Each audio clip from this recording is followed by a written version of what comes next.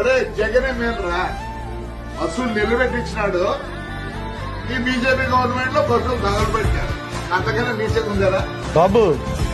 మీ బాబు జైల్లో ఉన్నప్పుడు మీ దగ్గరికి మేము అమ్మ దగ్గరికి నేనే వచ్చానయ్యా.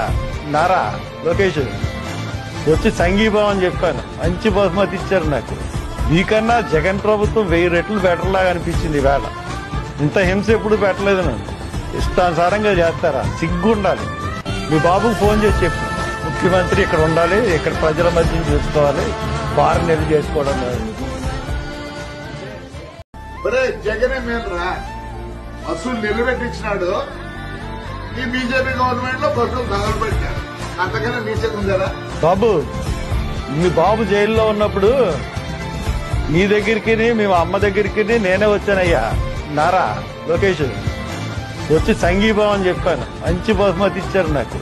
మీకన్నా జగన్ ప్రభుత్వం 1000 రెట్లు బెటర్ లాగా అనిపించింది. ఈవేళ ఇంత హింస ఎప్పుడు పెట్టలేదు. నన్ను ఇష్టానుసారంగా చేస్తారా? సిగ్గుండాలి. మీ బాబుకు ఫోన్ చేసి చెప్పు, ముఖ్యమంత్రి ఇక్కడ ఉండాలి, ఇక్కడ ప్రజల మధ్య చూసుకోవాలి, ఫారెన్ వెళ్ళి చేసుకోవడం లేదు.